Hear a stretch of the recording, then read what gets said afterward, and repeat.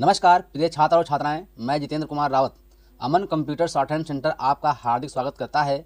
जो छात्र और छात्राएं सिंह प्रणाली शॉर्ट हैंड पूरी किताब पढ़ चुके हैं और उस किताब के मैटर की भी शॉर्ट हैंड डिक्टेशन स्पीड बना चुके हैं और उन्हें अधिक शॉर्ट हैंड डिक्टेशन स्पीड बनानी है तो संपर्क करें, क्योंकि हमने रामधारी गुप्ता की किताब में से 203 पेज डिक्टेशन के लिए हैं, जो प्रत्येक पेज में 400 शब्द हैं, जिनका डिक्टेशन 60, 80, 100 व 120 शब्द प्रति मिनट की स्पीड से 400 व 800 शब्दों पर दिया गया है।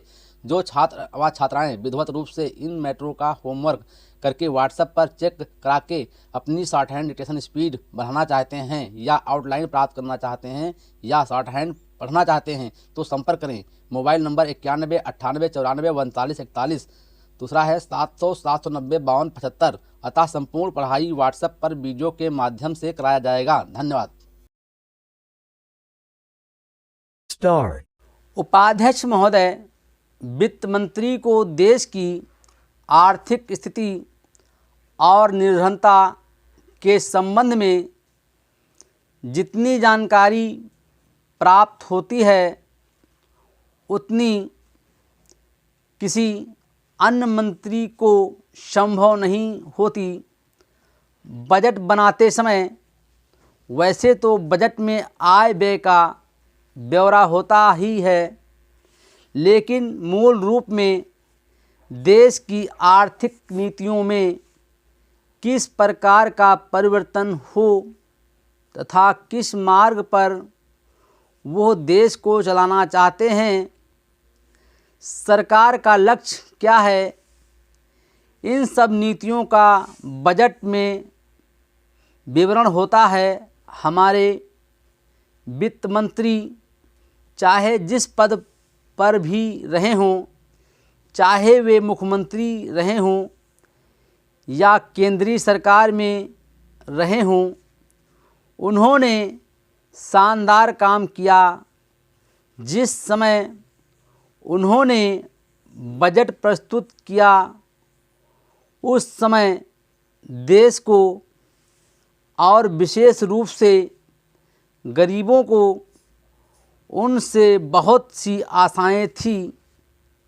देश में लगभग 6 लाख गांव हैं, उनमें जो बेरोजगारी है, गरीबी है, उससे संबंध में देश की जनता को उनसे बड़ी आशाएं थी और जनता देखना चाहती थी कि इस अवसर पर सरकारी नीतियों के द्वारा देश को वे क्या मार्गदर्शन देना चाहते हैं।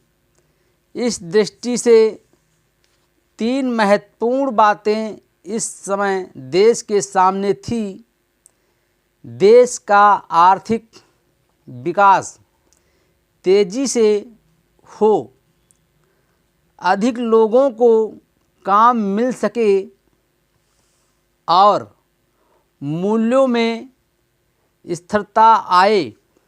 जहाँ तक इन 3 उद्देश्यों का संबंध है, हमने देखा कि उस ओर कुछ प्रयत्न हुए हैं।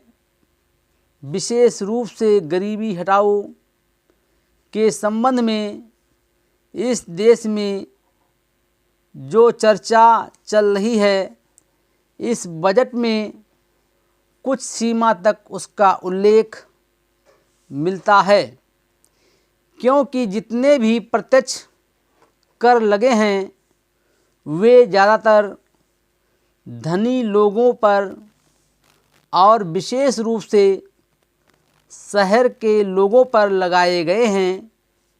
इस तरह से जो एक प्रकार की आर्थिक असमानता हमारे देश में चल रही है, उसको दूर करने का प्रयत्न अवश्य किया गया है।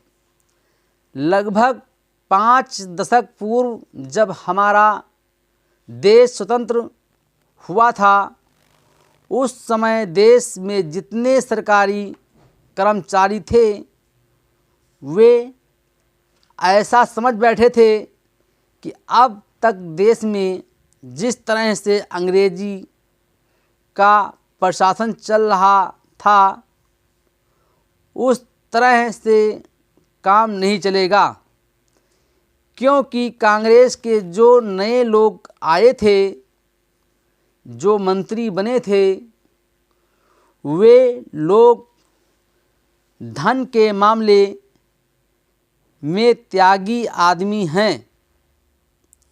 धन से उनको मोह नहीं है, लेकिन बाद में उन्होंने देखा कि हमारे मंत्री लोग भी उसी तरह से शानदार जीवन पसंद करने लग गए जिस तरह से अंग्रेज करते थे।